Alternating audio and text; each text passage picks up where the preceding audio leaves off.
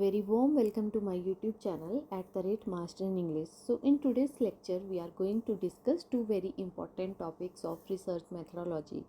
So first topic that we are going to discuss in this class is sampling design, and second topic that we are going to discuss in this class is steps in research design. So students, these concepts are very important because they help the researchers to select stable respondent and collect the accurate information. It is very useful, or we can say that it is very important to save the time and cost while doing research, and it conduct research scientifically. So basically these topics are very useful for examination purpose, for viva, for interview, for assignment purpose, as well as future research studies. So today our aim is to understand these concepts in a very simple way and in a very practical way. So before understanding these topics in a detail, first of all let's understand why do we need to study these topics. So let's understand this with the help of example. Suppose a cosmetic company want to study which cosmetic product are most preferred by customers in Himachal Pradesh. So now students, Himachal Pradesh has lakhs of consumers. Can the company ask every single person in the state? Is it possible? The answer is no. And the question arises in our mind is why this is not possible. Like we collect the data from every single person from the state. So because it would take too much time and requires huge money and need more workers for doing research and become very difficult to manage. So instead of studying the entire population of Himachal Pradesh, researchers select only some people from the population, that is we call sample. The selected group is called a sample. The process of selecting this sample scientifically is called sampling design. I am repeating again. So basically the process of selecting the sample scientifically is called the sampling design. So basically sampling design helps the researchers to reduce time, to reduce costs and improve research quality, as well as collect stable information easily.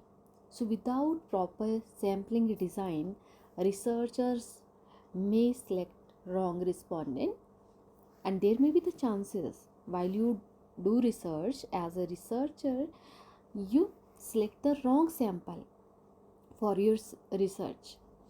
Data may become inaccurate and research conclusions may become unreliable.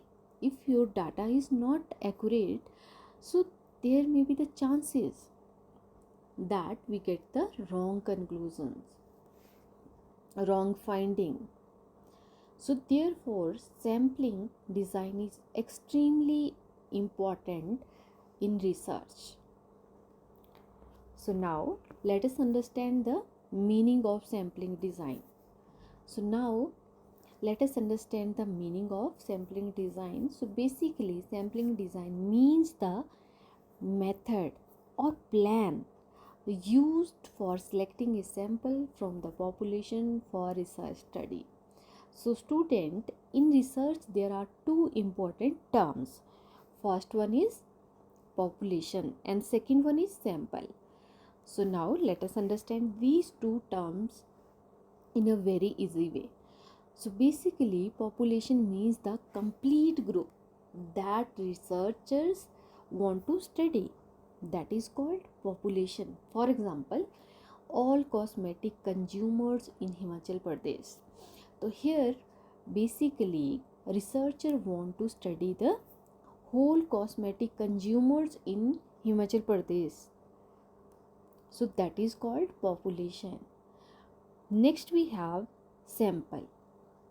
So sample means a smaller group selected from the population. For example, 450 cosmetic consumers selected from Shimla, Kangra, Mandi district in Himachal Pradesh state. So student researchers do not study every person from the population. Instead, they study only the sample and use finding to understand the whole population. Here I already mentioned, in Himachal Pradesh I choose three district only. First district that I choose Shimla, second one is Kangra, and third one is Mandi district. And with the combination of three districts, I selected only 450 sample. So basically, sampling design explains who will be selected and how many respondents will be selected and how they will be selected. Student, this definition is very important for examinations and interviews. So now let us understand the sampling design. So basically, sampling design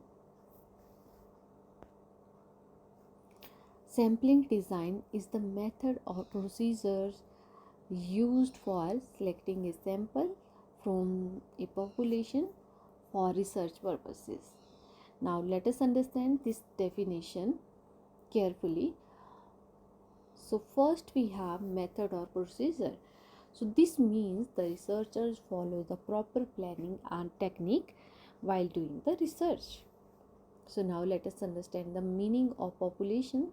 So basically this means the complete group under study.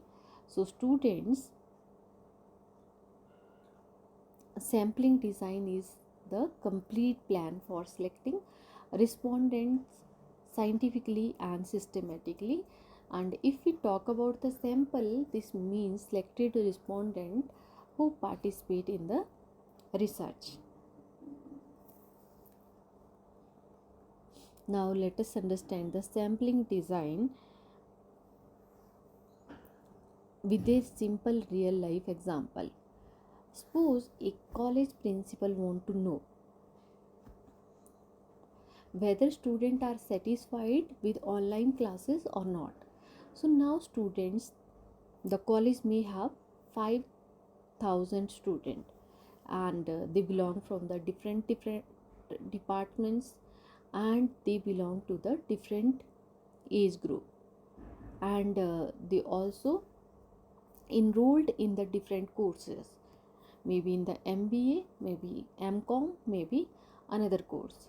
So can the principal ask every student individually? Is it possible? The answer is no. So the principal selects the some student from BA course and some student from BCom course and some student from MA course and some from different age groups. So these selected students represent the whole college. So here researchers collect the information only from these selected students, and this process is called sampling design. So students, sampling design helps researchers to make research manageable and reduce workload and collect information easily.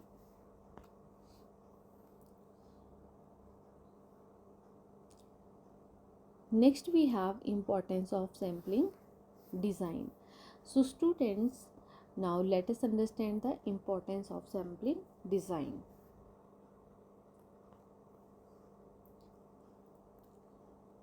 First we have, it saves the time. So researchers study only selected respondent instead of the whole population with the help of sample that I already explained in the previous example. So here I will explain this with the help of another example. For example, studying 450 respondents instead of lakhs of consumers. So basically, this saves a lot of time of the researcher.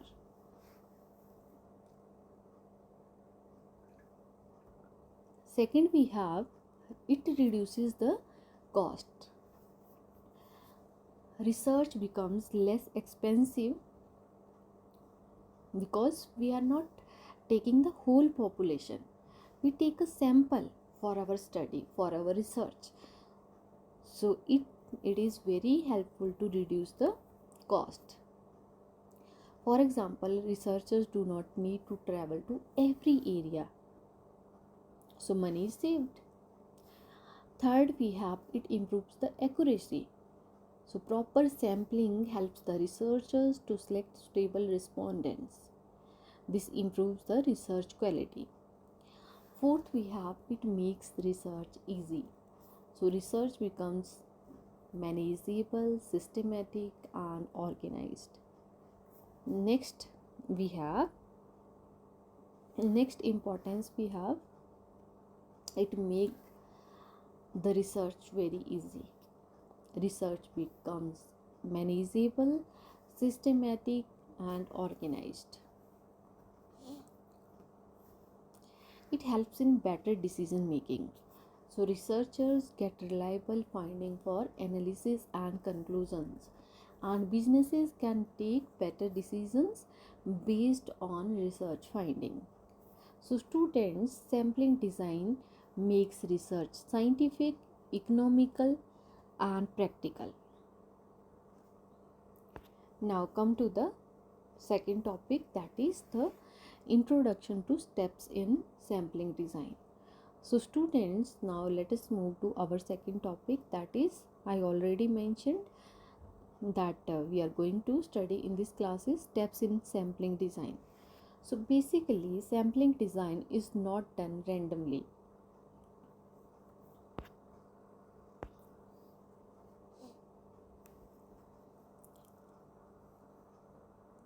Researchers follow proper systematic steps while selecting respondent, and these steps helps the researchers to select proper samples and improve reliability and avoid confusions and get accurate result.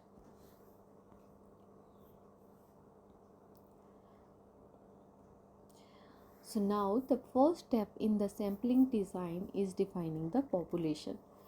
So students, population means the complete group that researchers want to study. I already mentioned in the previous example, like the researcher want to study the whole Himachal Pradesh.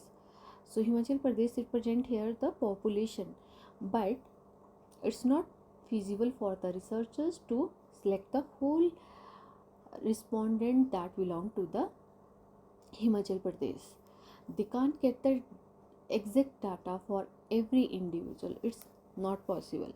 So basically they select the sample from the Himachal Pradesh and they select the some district based on the population, based on the another logic based. So students, population means the complete group that researchers want to study, and the researchers must clearly decide who will be included in the research, like which age group of the people that they consider for their study.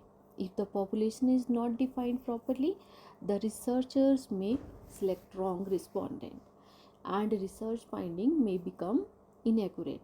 So first of all, as a researcher, it's the responsibility of the researcher, they select the particular age group, like the category of the respondent that belong to the particular age group, maybe 10 to 15, 15 to 20, and 20 to 25, and 25 to 30, or 30 plus. So basically here they need to define the age group properly. If the population is not defined properly, the researchers may select the wrong respondent and research finding may become inaccurate or become directionless. For example, Suppose researchers want to study consumer behavior towards cosmetic products in Himachal Pradesh. The population may include cosmetic users, urban consumers, rural consumers, male and female consumers, and different age groups. So, defining population clearly is very, very important for research. Student, the next step is determining sample size. So, researchers decide how many people should be selected for research. Sample size should not be too small or too large. Why? Because a very small sample may give inaccurate result, and a very large sample may waste time and money. So researchers select stable sample size according to the research need. For example, suppose a researcher select 450 respondents from the different districts, which include Shimla, Kangra and Mandi. So this becomes the sample size of the study. Stable sample size improves the research quality and reliability.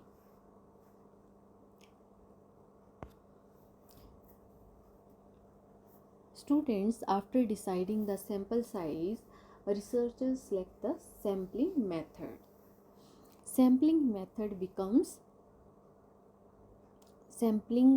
means how respondent will be selected. Different methods are used according to the research need. For example, a researcher may use random sampling, convenience sampling, stratified sampling, and purposive sampling. So now I will explain each sampling in a very easy way. So first one we have random sampling. Random sampling means every person gets equal chance of selection. That is called random sampling. For example, lottery system. Second, we have convenience sampling. So basically, researchers select easily available respondent that comes under the convenience sampling.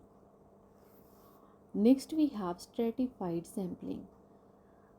Stratified sampling means the population is divided into strata.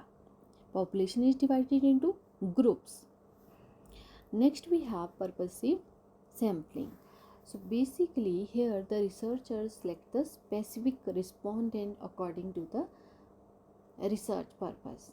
So students selecting the correct sampling method is very, very important while doing the research. Next we have collect the sample. So students, now researchers actually collect the information from selected respondent. Researchers may distribute questionnaires and conduct survey and take interviews and observe behavior of the respondent. These steps help the researchers to collect data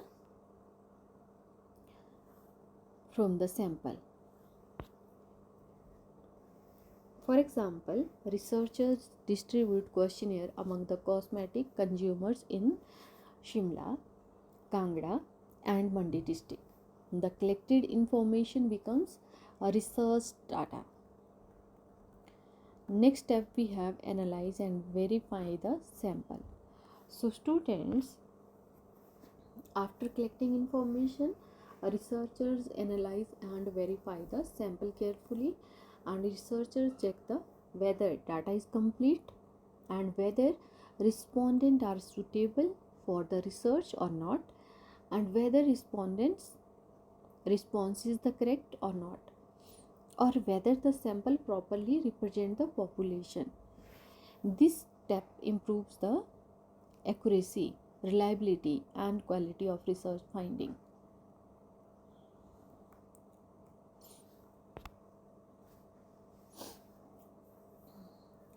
So now let us understand this with the real life example of steps in sampling design. So now let us understand all steps together with the Simple real life example. Suppose a cosmetic company want to study customer preferences towards skincare or hair care products. The company defines the population and after that select the sample size and choosing sampling method for their study and collect customer responses and analyze finding carefully. After analysis, the company improves the product quality and marketing strategy. So this complete process is called steps in sampling design.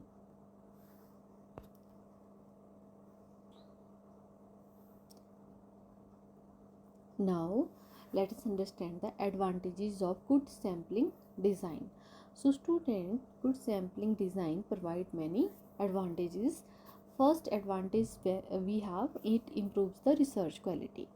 So basically researchers get the better result and reliable information, and it also helps to save the resources.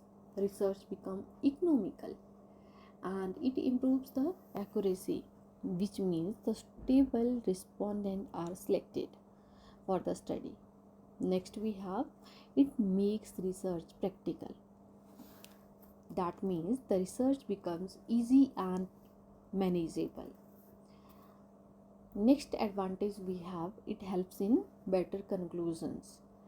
Researchers can make proper decisions based on finding. So come to the conclusion part. So student, today we understood meaning of sampling design, importance of sampling design. After that we understood steps in sampling design. In addition to that, research we also understood real life examples related to sampling. So student, sampling design is extremely important because it helps the researchers to select stable respondents, improve research quality and reduce cost and time. In addition to this, conduct research scientifically. So these concepts are very useful for examination purpose as well as for interview purpose. So that is all about for the today's class. Thank you so much. I hope now you clearly understood all the topics in a very easy and practical way. Thank you so much. Have a wonderful day. Bye bye. Take care. Have a good day. Keep learning, keep growing, and keep signing.